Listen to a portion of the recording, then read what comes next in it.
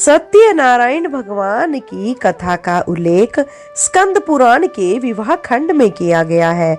ऐसा माना जाता है कि ये कथा करने वाले व्यक्ति के सभी मनोरथ पूर्ण होते हैं। साथ ही यह कथा अनेकों प्रकार से अपनी उपयोगिता भी सिद्ध करती है।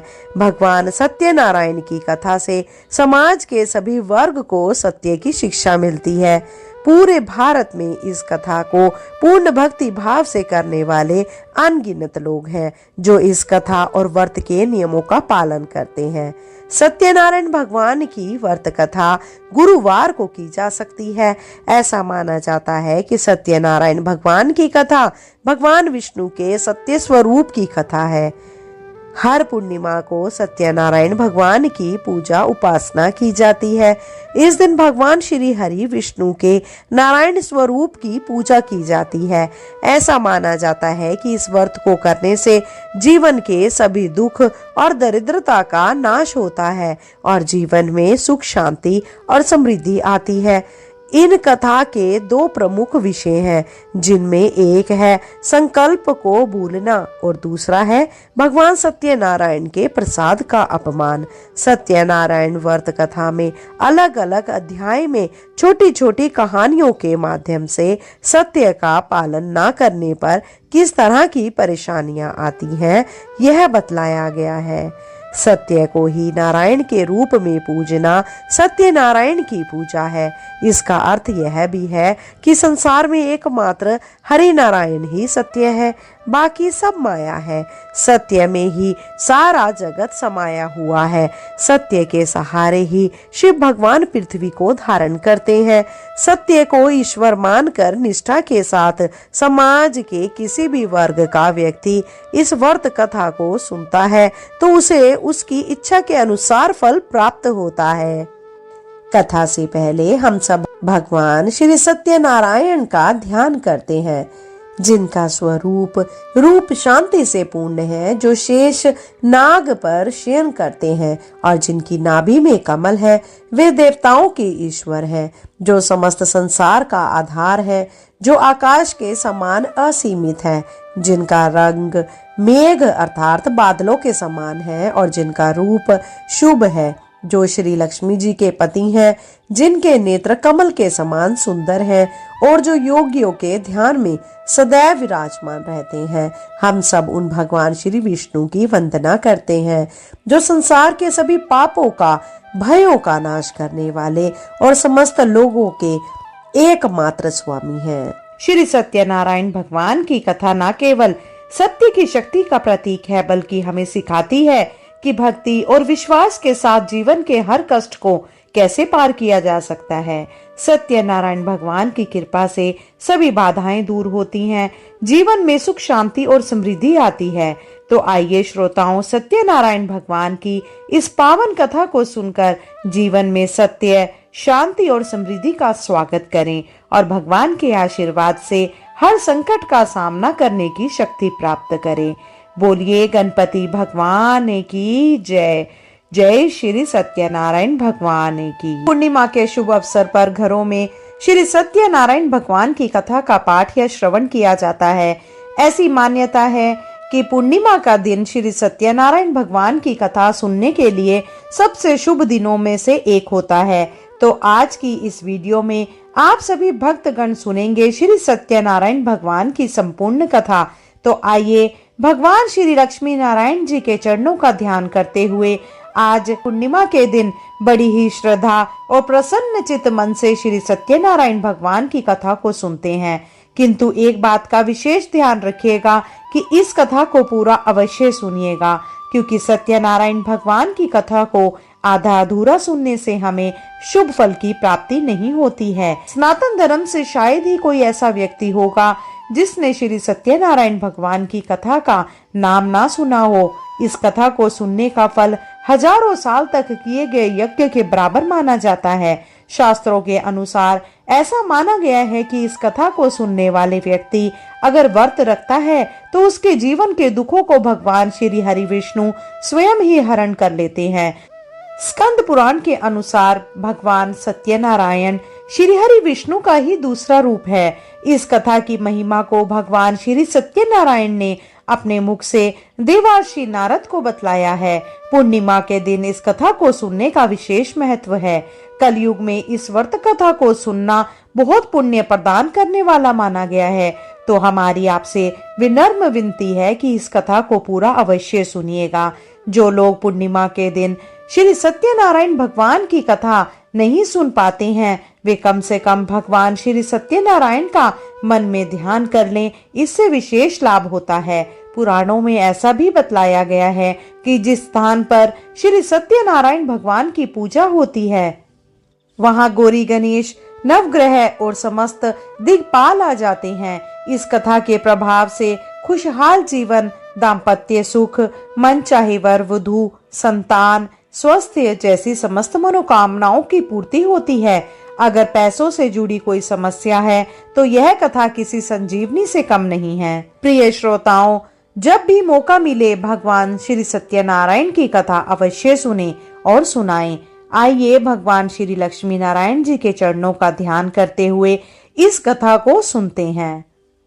व्यास जी ने कहा, एक समय की बात है, नैमिषारण्य तीर्थ में शौनक आदि 88,000 ऋषियों ने पुराण वेदा श्री सूत जी से पूछा, हे सूत जी, इस कलयुग में वेद विद्या रहित मनुष्य को प्रभु भक्ति किस प्रकार मिलेगी तथा उनका उद्धार कैसे होगा? हे मुनि श्रेष्ठ, कोई ऐसा व्रत अथवा तप कहिए जिसके करने से थोड़े ही समय में पुण्य प्राप्त हो तथा मनवांछित फल भी मिले। हमारी प्रबल इच्छा है कि हम ऐसी कथा सुने। सर्वशास्त्र ज्ञाता जी श्री सूत जी ने कहा, हे वैष्णवों में पूज्य, आप सबने प्राणियों के हित की बात पूछी है। अब मैं उस श्रेष्ठ व्रत को आपसे कहूंगा जिसे नारद जी के पूछने पर लक्ष्मी नारायण भगवान ने उन्हें बतलाया था। कथा इस प्रकार है, आप सब सुने। एक समय देवर्षि नारद जी दूसरों के हित की इच्छा से सभी लोकों में घूमते हुए मृत्यु लोक में आ पहुंचे।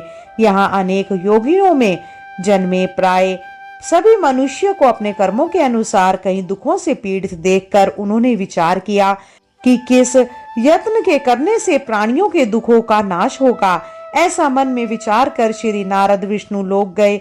वहां श्वेत वर्ण तथा 4 भुजाओं वाले देवों के ईश नारायण को, जिनके हाथ में शंख, चक्र, गदा और पद थे तथा वरमाला पहने हुए थे, देखकर स्तुति करने लगे। नारद जी ने कहा, हे भगवान, आप अत्यंत शक्ति से संपन्न हैं। मन तथा वाणी भी आपको नहीं पा सकती। आपका आदि मध्य अंत भी नहीं है। आप निर्गुण स्वरूप सृष्टि के कारण भक्तों के दुखों को नष्ट करने वाले हो। आपको मेरा नमस्कार है। नारद जी इस प्रकार की स्तुति सुनकर विष्णु बोले, हे मुनि श्रेष्ठ, आपके मन में क्या है? आपका किस काम के लिए यहाँ आगमन हुआ है? निसंकोच कहें। तब नारद मुनि ने कहा कि मृत्युलोक में सब लोग जो अनेक योनियों में पैदा हुए हैं, अपने अपने कर्मों द्वारा अनेक प्रकार के दुखों से पीड़ित है। हे नाथ, यदि आप मुझ पर दया रखते हैं तो बताइए, उन मनुष्यों के सब दुख थोड़े से ही प्रयत्न में कैसे दूर हो सकते हैं? विष्णु भगवान ने कहा, हे नारद, मनुष्यों की भलाई के लिए तुमने यह बहुत अच्छा प्रश्न किया है। जिस व्रत के करने से मनुष्य मोह से छूट जाता है, वह व्रत मैं तुमसे कहना चाहता हूँ।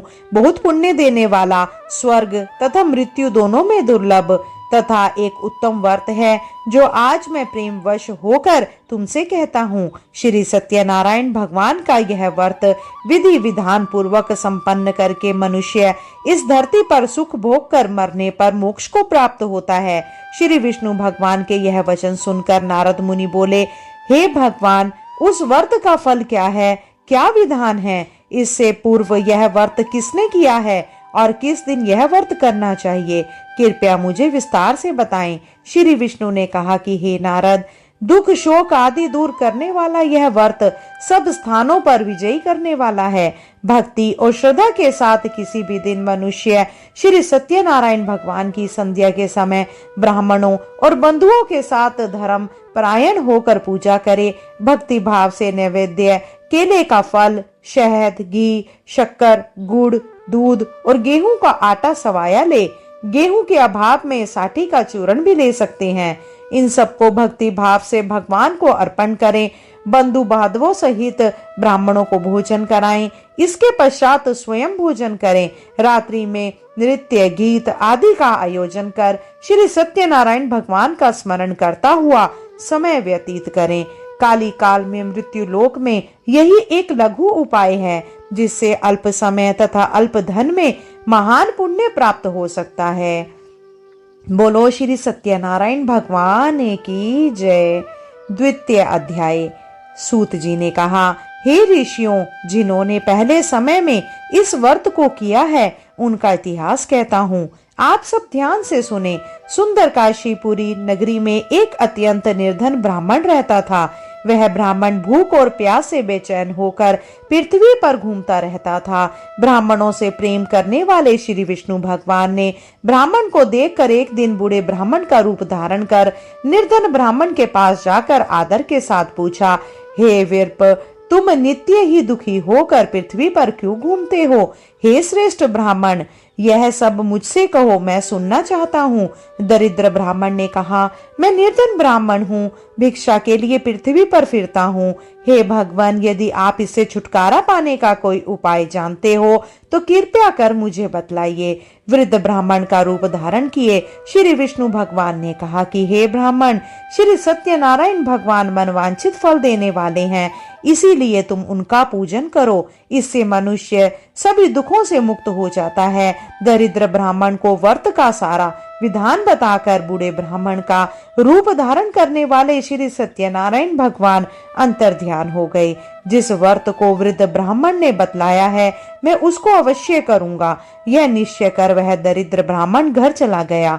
परंतु उस रात्रि उस दरिद्र ब्राह्मण को नींद नहीं आई। अगले दिन वह जल्दी उठा और श्री सत्यनारायण भगवान का व्रत करने का निश्चय कर भिक्षा मांगने के लिए चल दिया। उस दिन उसको भिक्षा में बहुत धन मिला, जिससे उसने पूजा का सामान खरीदा और घर आकर अपने बंधु बांधवों के साथ भगवान श्री सत्यनारायण का व्रत करा। इसके करने से वह दरिद्र ब्राह्मण का सब दुखों से छूटकर अनेक प्रकार की संपत्तियों से युक्त हो गया। तभी से वह विरप हर मास व्रत करने लगा। इसी प्रकार सत्यनारायण भगवान के व्रत को जो शास्त्र विधि के अनुसार करेगा वह सब पापों से छूटकर मोक्ष को प्राप्त होगा। आगे जो मनुष्य पृथ्वी पर श्री सत्यनारायण भगवान का व्रत करेगा वह सभी दुखों से छूट जाएगा।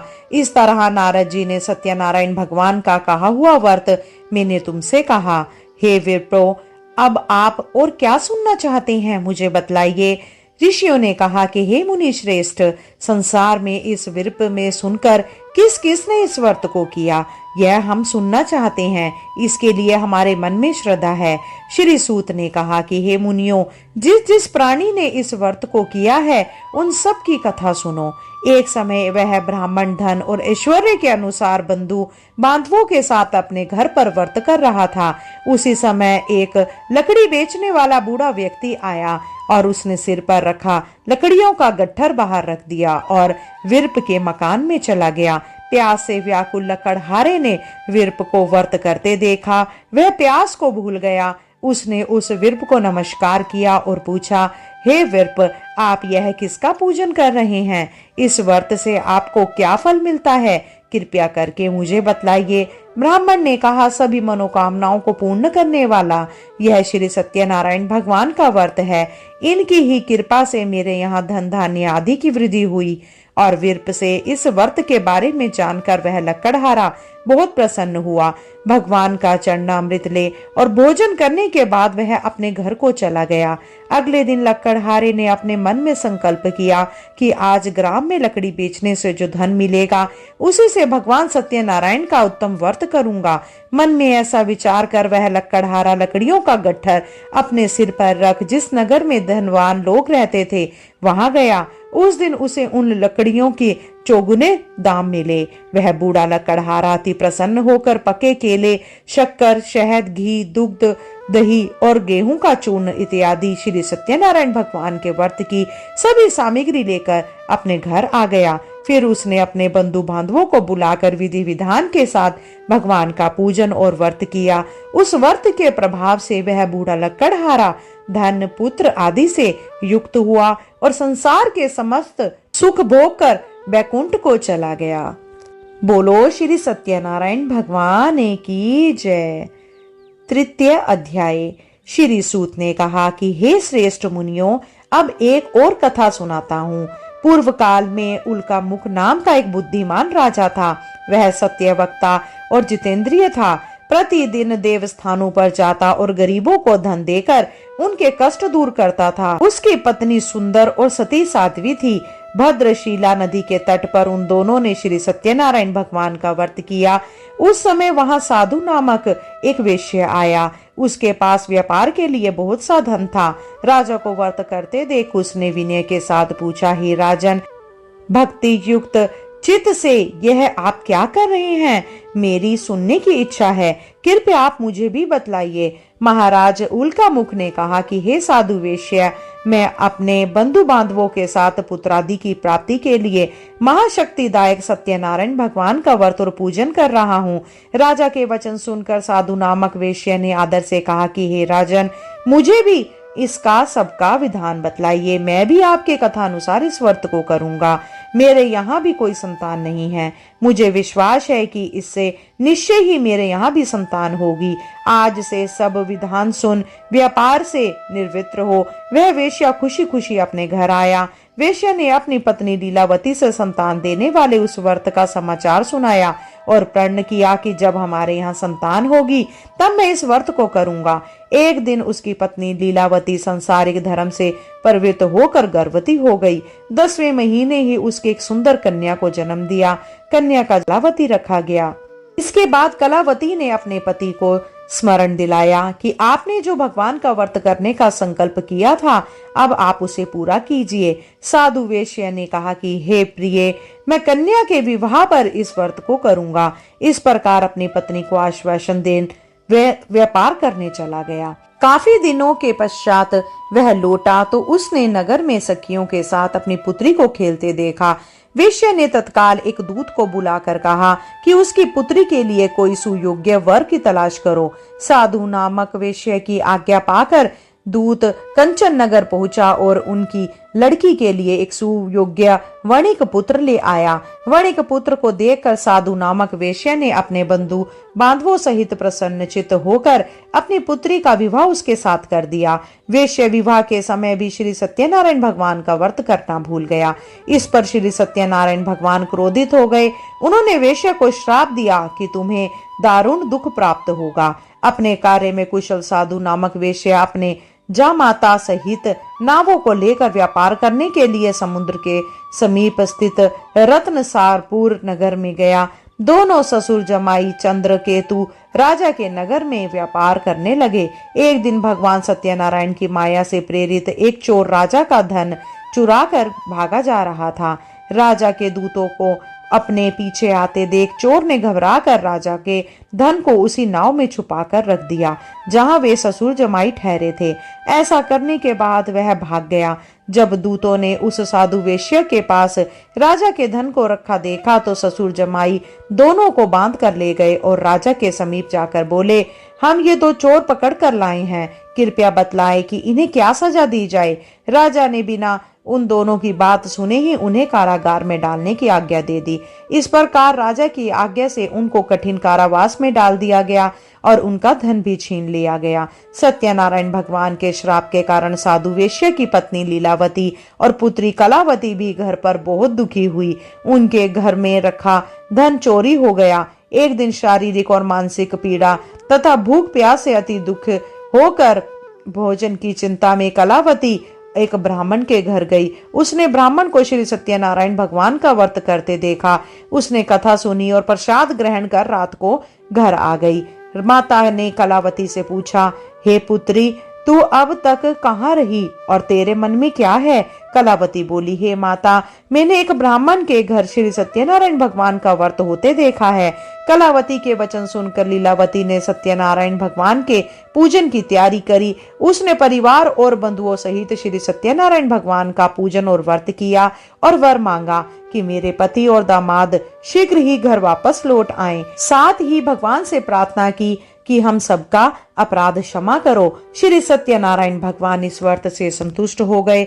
उन्होंने राजा चंद्रकेतु को स्वप्न में दर्शन देकर कहा, हे राजन, जिन दोनों वेश्यों को तुमने बंदी बनाकर रखा है वे निर्दोष हैं, उन्हें प्रातः ही छोड़ दो, अन्यथा मैं तेरा धन, राज्य, पुत्र आदि सब नष्ट कर दूंगा। राजा से ऐसे वचन सुनकर भगवान अंतर्ध्यान हो गए और प्रातःकाल राजा चंद्रकेतु ने सभा में सबको अपना स्वप्न सुनाया और सैनिकों को आज्ञा दी कि दोनों वणिक पुत्रों को कैद से मुक्त कर सभा में लाया जाए। दोनों ने आते ही राजा को प्रणाम किया। राजा ने उनसे कहा, हे महानुभावों, तुम्हें भावी वश ऐसा कठिन दुख प्राप्त हुआ है, अब तुम्हें कोई भय नहीं, तुम मुक्त हो। ऐसा कहकर राजा ने उनको नए नए वस्त्र आभूषण पहनवाए और उनका जितना भी धन लिया था उससे दोगुना लौटाकर आदर से विदा किया। दोनों वेश्ये अपने घर को चले गए। बोलिए श्री हरि विष्णु नारायण भगवान की जय। चतुर्थ अध्याय। श्री सूत ने आगे कहा, वेश्या और उनके जमाई ने मंगलाचार करके यात्रा आरंभ करी और अपने नगर की ओर चल पड़े। उनके थोड़ी दूर आगे बढ़ने पर दंडी वेशधारी श्री सत्यनारायण भगवान ने उससे पूछा, हे साधु, तेरी नाव में क्या है? अभिमानी वणित हंसता हुआ बोला, हे दंडी, आप क्यों पूछते हैं? क्या धन लेने की इच्छा है? मेरी नाव में तो बेल और पत्ते भरे हैं। वेश्या का कठोर वचन सुनकर दंडी वेशधारी श्री सत्यनारायण भगवान ने कहा, तुम्हारा वचन सत्य हो। ऐसा कहकर वे वहां से कुछ दूर जाकर समुद्र के किनारे बैठ गए। दंडी महाराज के जाने के पश्चात वेश्या ने नित्य क्रिया से निवृत्त होने के बाद नाव को ऊंची उठती देखा और अचंभा किया और नाव में बेल पत्ते आदि देखकर मूर्छित हो जमीन पर गिर पड़ा। मूर्छा खुलने पर अत्यंत शोक प्रकट करने लगा। तब उसके जमाता ने कहा, आप शोक न करें, यह दंडी महाराज का श्राप है, अतः उनकी शरण में ही चलना चाहिए, तभी हमारी मनोकामना पूर्ण होगी। जमाता के वचन सुनकर वह साधु नामक वेश्य दंडी महाराज के पास पहुंचा और भक्ति भाव से प्रणाम करके बोला, मैंने जो आपसे असत्य वचन कहे थे उसके लिए मुझे क्षमा करें। ऐसा कहकर वेश्या रोने लगा। तब दंडी भगवान बोले, हे वणिक पुत्र, मेरी आज्ञा से तुझे बार बार दुख प्राप्त हुआ है, तू मेरी पूजा से विमुख हुआ है। साधु नामक वेश्या ने कहा कि हे भगवान, आपकी माया से ब्रह्मा आदि देवता भी आपके रूप को नहीं जान पाते, तब मैं अज्ञानी भला कैसे जान सकता हूँ? आप प्रसन्न होइए, मैं अपनी सामर्थ्य के अनुसार आपकी पूजा करूंगा। मेरी रक्षा करो और पहले के समान मेरी नौका को धन से पूर्ण कर दो। उसके भक्ति युक्त वचन सुनकर श्री सत्यनारायण भगवान प्रसन्न हो गए और उसकी इच्छा अनुसार वर देकर अंतर्ध्यान हो गए। तब ससुर और जमाता दोनों ने नाव पर आकर देखा कि नाव धन से परिपूर्ण है। फिर वह भगवान सत्यनारायण का पूजन कर जमाता सहित अपने नगर को चला। जब वह अपने नगर के निकट पहुंचा तब उसने एक दूत को अपने घर भेजा। दूत ने साधु नामक वेश्या के घर जाकर उसकी पत्नी को नमस्कार किया और कहा, आपके पति अपने दामाद सहित इस नगर के समीप आ गए हैं। लीलावती और उसकी कन्या कलावती उस समय भगवान का पूजन ही कर रही थी। दूत का वचन सुनकर साधु की पत्नी ने बड़े हर्ष के साथ सत्यदेव का पूजन पूर्ण किया और अपनी पुत्री से कहा कि मैं अपने पति के दर्शन को चाहती हूँ, तू कार्य पूर्ण कर शीघ्र आ जाना। परंतु कलावती पूजन और प्रसाद छोड़कर अपने पति के दर्शन के लिए चली गई। प्रसाद की अवज्ञा के कारण सत्यदेव रुष्ट हो गए। फलस्वरूप उन्होंने उसके पति को नाव सहित पानी में डुबो दिया। कलावती अपने पति को ना देख रो पड़ती हुई जमीन पर गिर पड़ी। नौका को डूबा हुआ देख, कन्या को रोती हुई देख साधु नामक वेश्या दुख से बोला, हे प्रभु, मुझसे या मेरे परिवार से ऐसी कौन सी भूल हुई है, उसे क्षमा करो। उसके दीन वचन सुनकर सत्यदेव भगवान प्रसन्न हो गए। आकाशवाणी हुई, हे वेश्या, तेरी कन्या मेरा प्रसाद छोड़कर आई है, इसीलिए इसका पति अदृश्य हुआ है। यदि वह घर जाकर प्रसाद खाकर लौटे तो इसका पति अवश्य मिलेगा। आकाशवाणी सुनकर कलावती ने घर पहुंचकर प्रसाद खाया और फिर आकर अपने पति के दर्शन किए। तत्पश्चात साधु वेश्या ने वही बंधु बांधवों सहित सत्यदेव का विधि पूर्वक पूजन किया। वह इस लोक का सुख भोग कर अंत में स्वर्ग लोक को गया। बोलो श्री सत्यनारायण भगवान की जय। पंचम अध्याय। श्री सूत जी ने आगे कहा, हे ऋषियों, मैं एक और कथा कहता हूँ, उसे भी सुनो।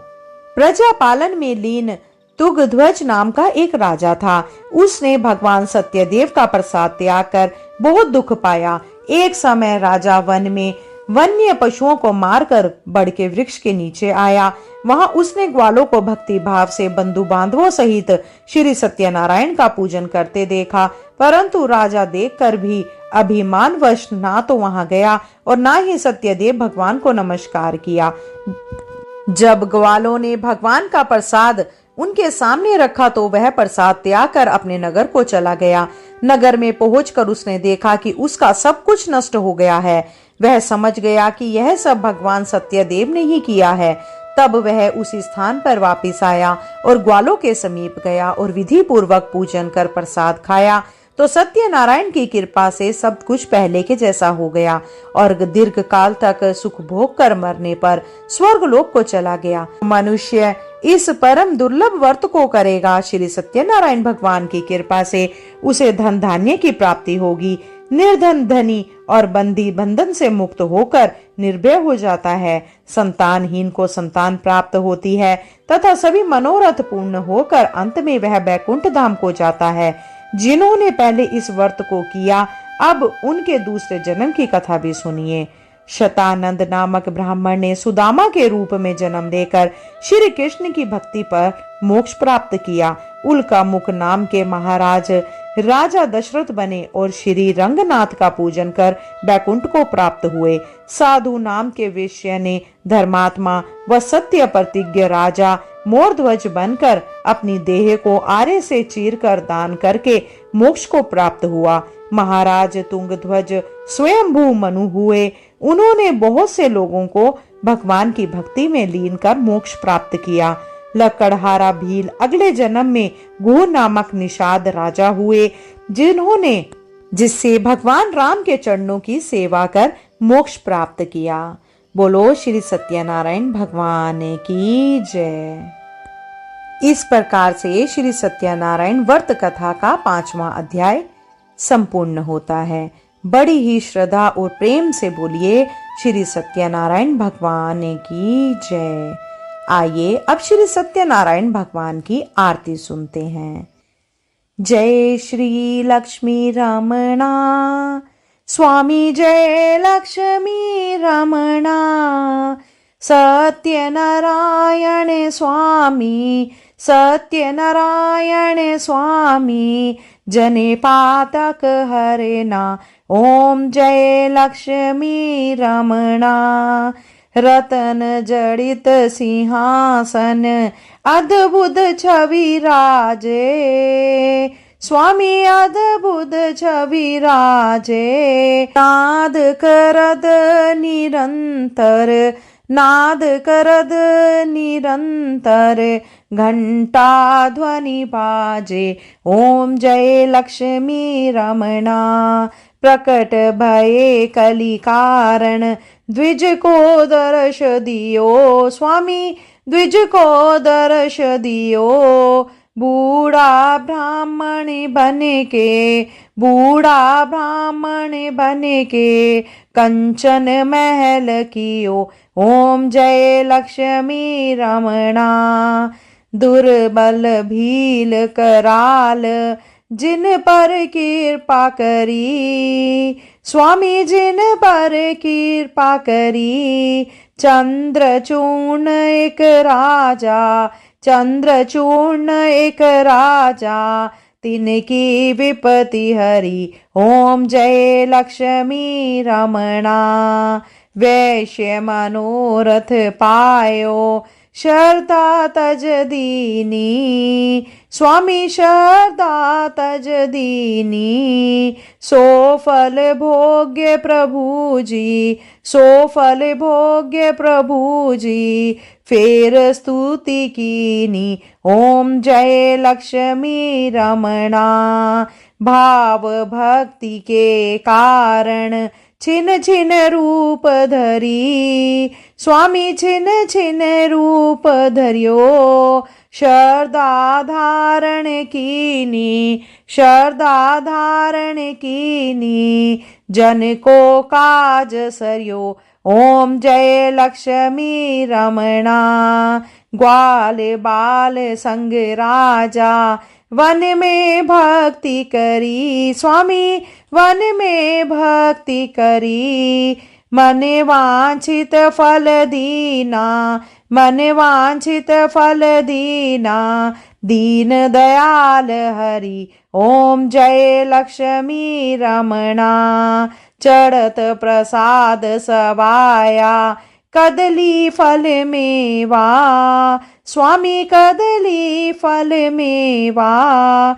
धूप दीप तुलसी से, धूप दीप तुलसी से, राजी सतदेवा। ओम जय लक्ष्मी रमणा। श्री सत्यनारायण जी की आरती जो कोई नर गावे, स्वामी जो कोई जन गावे। कहत शिवानंद स्वामी, कहत शिवानंद स्वामी, मन वांछित फल पावे। ओम जय लक्ष्मी रमणा। बोलिए श्री सत्यनारायण भगवान की जय। श्रोताओं, पूरी सत्यनारायण व्रत कथा का निहितार्थ यह है कि लौकिक एवं पारलौकिक हितों की साधना के लिए मनुष्य को सत्य आचरण का व्रत लेना चाहिए। सत्य ही भगवान है, सत्य ही विष्णु है।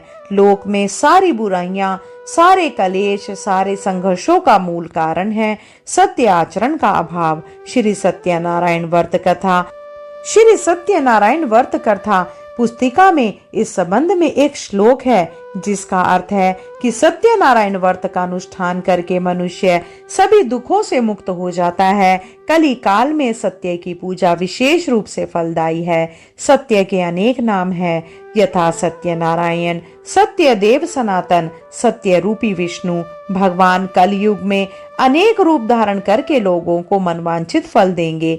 इसी प्रकार से श्री सत्यनारायण व्रत कथा संपूर्ण हुई। जय श्री सत्यनारायण भगवान। अगर आपने कथा का आनंद लिया हो तो कृपया करके आप कमेंट बॉक्स में जय श्री सत्यनारायण भगवान अवश्य लिखिएगा। अगर आपको वीडियो पसंद आई हो तो वीडियो को लाइक करें और अधिक से अधिक लोगों में शेयर करें। साथ ही अगर आप चैनल पे नए हैं तो सब्सक्राइब अवश्य करें। श्रोताओं, आज के लिए इतना ही। जल्द मिलते हैं नई वीडियो, नई जानकारी के साथ। जब तक के लिए जय श्री कृष्णा, राधे राधे।